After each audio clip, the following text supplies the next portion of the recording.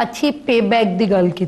Obviously अगर वो मैंने अपना काम करके दे रही है और मैंने पता चल रहा है कि मैं सपोज एक जो 10,000 अगर मैं कोई सैकटरी अपॉइंट करनी है और एक सैकटरी मैं अगर 20,000 उन्होंने दे रही हैं तो ऑब्वियसली कंपैरिजन है ना, मैंने देखना है कि मैंने कितना पे बैक कर रही हूँ कितना, मैं सिर्फ 4,000 या 5,000 नहीं मैं वही गल कह रही हूँ ਉਹਦੀ वजह नहीं, लेकिन मैं देखांगी कि जिहदे च मेरे अपने बिजनेस नूं या मैं वो जिहड़ा टाइम है ना ਉਹਦਾ वो टाइम जिहड़ा ना वो बड़ा मैटर करे। फौजिया साहब ਤੁਹਾਡੀ ਕੀ ਰਾਏ ਇਸ ਪਰ बड़ा स्पेशल इशू है कि औरत जिहड़ी है अगर खुद जिसले ऑनर बनती है किसी इदारे का तो वो इदारे की जो ऑनर बन जाती है तो अगर वो खुद अपने अंडर काम करने वाली खवातीन को अच्छी पेस देगी तो जारी बात है डेफिनेटली वो अपनी ही उन्होंने खवातीन को इनकरेज कर रही है और सोसाइटी के अंदर भी मजबूत बना रही है और ज़्यादा खवातीन आनगियाँ।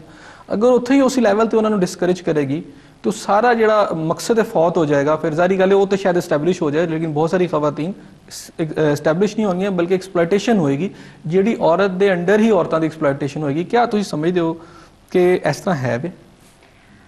नहीं, वेरी हम्बली मुझे आपकी बात से थोड़ा सा डिसएग्री करना पड़ेगा। आपने देखा होगा कि बहुत सारी फैक्ट्रीज जिनको मेल ओन करते हैं और औरतें वहाँ पे 12-12 घंटे की शिफ्ट में काम करती हैं और बहुत कम पे लेती हैं, और जहाँ पे लोगों को नॉलेज है या एक्सपोजर है, पढ़े लिखे लोग हैं, वहाँ पे बिल्कुल ऑल टुगेदर डिफरेंट है। अगर मैं अपने साथ किसी सेक्रेटरी को रखना चाहूँगी या किसी पर्सनल अपने साथ जो बंदा 24 आवर्स रहे तो मैं मतलब फीमेल को थोड़ा सा प्रेफर करूँगी, मैं ज़्यादा कंफर्टेबल भी उसके साथ फील करूँगी।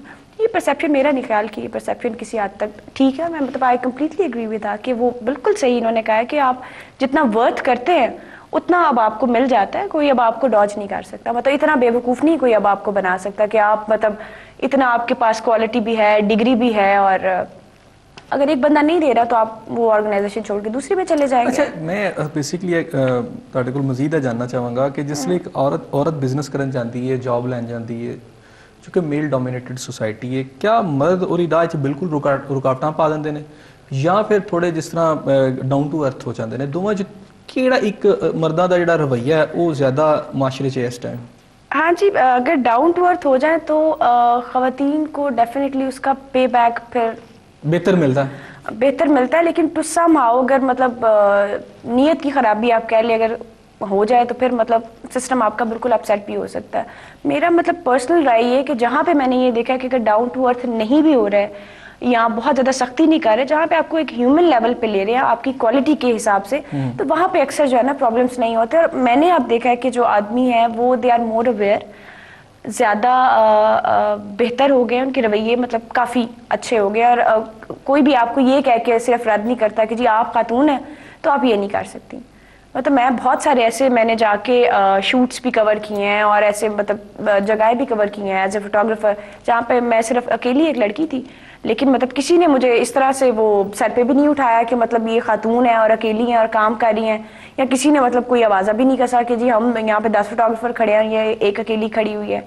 अच्छा, ਇਹ ਜਿਹੜਾ ਰਵਈਆ ਹੈ मतलब ਤੁਸੀਂ ਸਮਝਦੇ ਹੋ ਇਹ ਸਿਰਫ ਸ਼ਹਿਰਾਂ 'ਚ ਠੀਕ ਹੈਗਾ ਔਰਤਾਂ ਵਾਸਤੇ ਕਿ ਦਹੀ ਇਲਾਕਿਆਂ ਦੇ ਅੰਦਰ ਵੀ, ਕਿਉਂਕਿ ਬਹੁਤ ਵੱਡਾ ਜਿਹੜਾ ਸਾਡਾ ਏਰੀਆ ਪਾਕਿस्तान ਦਾ ਦਹੀ है पूरे अंदर भी इस तरह का एटीट्यूड है कि उत्थे डिफरेंट है? नहीं, वहाँ पे डिफरेंट है वो इसलिए कि वहाँ के लोग, जो सबसे बड़ी मुझे अपनी कौम से शिकायत भी है कि हम लोग बहुत फारिग लोग हैं, हमें करने के लिए काम नहीं है। वो तब ज़्यादा बजाय इसके कि अपना काम करने के उन लोगों को ये फिक्र होती है कि फ़लाने मामू की छोटी बेटी जो है वो इस वक्त कहाँ जा रही है, बजाय इसके कि बंदा अपनी जॉब पे जाए वो ये देखेगा कि मेरी चचा की जो भाभी की फलानी की उसकी है तो वो इस वक्त क्या कर रही है। तो ये एक्चुअली वहाँ पे ये चीज़ें नहीं है क्योंकि लोग ये करना नहीं चाहते। बिल्कुल बिल्कुल। अच्छा, कैसे सब ये दस्यो कि किहड़े ऐसे तुसी समझदे हो कि इस टाइम पाकिस्तान के अंदर अपॉर्चुनिटीज़ मौजूद ने जिहदे अंदर खवातीन अगर बिजनेस ही आंदियां ने या उत्थे आके वेंचर करदियां ने तो कामयाब रहणगियां, सक्सैसफुल रहणगियां? ਤੁਸੀਂ ਤੁਹਾਡਾ ਮਤਲਬ ਹੈ ਕਿ ਬਿਜ਼ਨਸ ਦੇ ਅੱਛਾ, ਮੈਂ ਤੁਹਾਡੀ ਮਿਸਾਲ ਸੁਣ ਕੇ ਮੈਨੂੰ ਬੜੀ ਖੁਸ਼ੀ ਹੋਈ ਕਿ ਹਾਲਾਂਕਿ ਤੁਹਾਡਾ ਆਮ ਤੌਰ ਤੇ ਖਵਾਤੀਨ ਦੇ ਬਾਰੇ ਬਿਜ਼ਨਸ ਦਾ ਇਹ ਸੁਣਿਆ ਜਾਂਦਾ, ਸਮਝਿਆ ਜਾਂਦਾ ਕਿ ਉਹ ਕੋਈ ਬੁਟੀਕ ਚਲਾ ਰਹੀਆਂ ਹੋਣਗੀਆਂ, ਕੋਈ ਬਿਊਟੀ ਪਾਰਲਰ ਹੋਏਗਾ, ਕੋਈ ਇਸ ਤਰ੍ਹਾਂ ਦਾ ਆਰਟ ਦੇ ਹਵਾਲੇ ਨਾਲ ਹੀ ਬਿਜ਼ਨਸ ਚਲਾ ਸਕਦੀਆਂ, ਹੋਰ ਕੋਈ ਨਹੀਂ। ਤੇ ਤੁਸੀਂ ਜਨਰੇਟਰਸ ਦਾ ਤੁਸੀਂ ਮੈਨੂੰ ਦੱਸਿਆ ਪ੍ਰੋਗਰਾਮ ਤੋਂ ਪਹਿਲੇ ਕਿ ਜੀ ਤੁਹਾਡਾ ਜਨਰੇਟਰਸ ਦਾ ਬਿਜ਼ਨਸ ਹੈ ਤੇ ਇੱਕ ਔਰਤ ਦਾ ਇਸ ਤਰ੍ਹਾਂ ਦੇ ਬਿਜ਼ਨਸ ਦੇ ਅੰਦਰ ਬਿਲਕੁਲ डिफरेंट जिहा लगता। तो होर किहड़े ऐसे तुसीं समझदे हो शोबे ने जिथे औरतां आके हाले जरूरत है कि उत्थे आन ते उत्थे रोल प्ले करन? देखो जरा मेरा बिजनेस है तो टोटली तुसी कह लो ना मैन मेड बिजनेस है, ਤੇ ਕਿਉਂਕਿ ਮੈਂ ਮੇਰੇ ਥੋੜੇ ਜਿਹਾ ਕਹਿ ਲਵੋ ਕਿ ਰਗਾਂ ਦੇ ਵਿੱਚ ਕੋਈ ਇੰਜੀਨੀਅਰਿੰਗ ਦਾ ਖੂਨ ਹੈ, ਕਿਉਂਕਿ ਮੇਰੇ ਪਿਛਲੇ ਜਿਹੜੇ ਸਨ ਉਹ ਸਾਰੇ ਇਸ ਤਬਕੇ ਦੇ ਨਾਲ ਸਨ, ਤੇ ਇਸ ਵਾਸਤੇ ਮੇਰੇ 'ਚ ਵੀ ਥੋੜੇ ਜਿਹਨੇ ਹੈ ਨੇ ਸ਼ੌਕ ਕਿ ਜੀ ਇੰਜੀਨੀਅਰਿੰਗ ਦਾ ਕਰਾਂ। ਲੇਕਿਨ ਔਰਤਾਂ ਸੇ ਹੋਰ ਬਹੁਤ ਜ਼ਿਆਦਾ ਹੈ ਨੇ, ਕਿਉਂਕਿ ਇਹ ਜਨਰੇਟਰ ਦਾ ਵੀ ਅਗਰ ਉਹ ਕਰਨਾ ਚਾਹਣ ਤੇ ਉਹ ਕਰ ਸਕਦੀ ਹੈ। ਜੀ ਕੋਈ ਐਸਾ ਮਸਲਾ ਮੇਰੇ ਜੋ ਪ੍ਰੋਗਰਾਮ ਦਾ ਵਕਤ ਖਤਮ ਹੋ ਰਿਹਾ, ਤਾਂ ਮੈਂ ਚਾਹ ਰਿਹਾ ਕਿ ਕੁਝ ਤੁਸੀਂ ਦੱਸ ਦਿਓ ਤਾਂ ਕਿ ਫਰਨੀਚਰ ਦੇਖੋ ਜੀ, ਫਰਨੀਚਰ ਜਿਹੜਾ ਉਹਦੇ ਵਿੱਚ ਵੀ ਔਰਤ ਆ ਸਕਦੀ ਹੈ। ਫਰਨੀਚਰ ਕਿਹੜਾ ਜ਼ਰੂਰੀ ਨਹੀਂ ਕਿ ਵੁਡਨ ਫਰਨੀਚਰ ਹੈ, ਤੁਸੀਂ ਕੇਨ ਦੇ ਫਰਨੀਚਰ ਵਿੱਚ ਵੀ ਆ ਸਕਦੇ ਹੋ, ਉਹਦੇ ਵਿੱਚ ਬੜਾ ਮਾਰਜਨ ਹੈ। ਤੁਸੀਂ ਉੱਥੇ ਆਪਣੀ ਇੱਕ ਤਾਂ ਤੁਹਾਡੀ ਆਪਣੀ ਇਹ ਬਣ ਜਾਂਦੀ ਹੈ ਕਿ ਜੀ ਸਾਡੀ ਮੁਲਕ ਦੀ ਇਹ ਚੀਜ਼ ਹੈ, ਤੁਸੀਂ ਜਦੋਂ ਬਾਹਰ ਭੇਜਦੇ ਹੋ। ਮੈਂ ਚੁੱਕੇ ਬਿਲਕੁਲ ਪ੍ਰੋਗਰਾਮ ਦਾ ਖਤਮ ਹੈ, ਕੋਕਬ ਸਾਹਿਬ ਕੋਲ ਲਾਸਟ ਕੁਐਸਚਨ, ਤੁਸੀਂ ਇਹ ਦੱਸ ਦਿਓ ਕਿ ਕੀ ਹੋਣਾ ਚਾਹੀਦਾ ਹਕੂਮਤੀ ਸਤ੍ਹਾ ਦੇ ਉੱਤੇ, ਜਾਂ ਕੁਝ ਸਮਝਦੇ ਹੋ, ਕੁਝ ਪ੍ਰਪੋਜ਼ਲ ਹੈ ਨੇ ਤੁਹਾਡੇ ਜ਼ਿਹਨ ਵਿੱਚ?